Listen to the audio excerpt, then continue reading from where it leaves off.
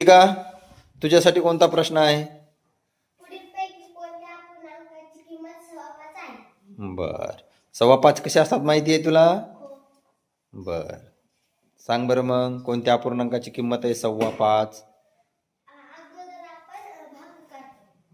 कशाने कशाला भागायचे? बर, भाग. हा, 5.25 म्हणजे 5.25 असतात. बर. हा हा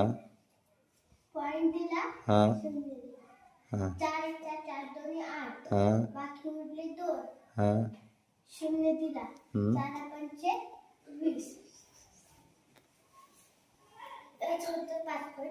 पाच पॉईंट 5.25 आलं म्हणजे ते 5.25 आहेत. बरोबर आहे. बरं, मग पूर्णांकयुक्त अपूर्णांकामध्ये पण आपण 5.25 उत्तर काढू शकतो.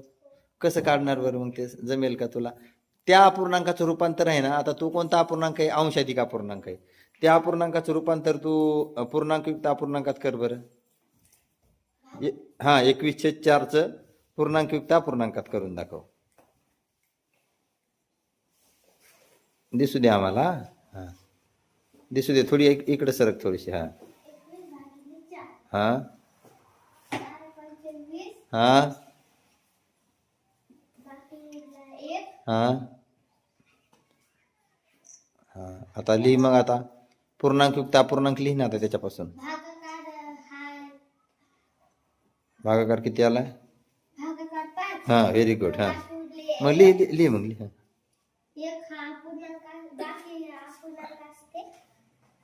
नाही ना. हा हा हा हा. पूर्णांक थोडी मागे होई, थोडी मागे होई, दिसू दे.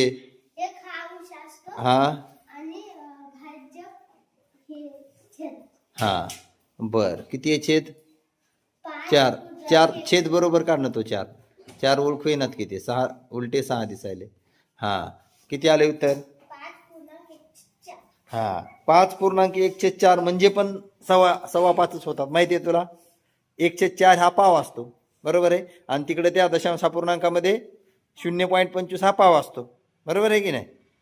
छान.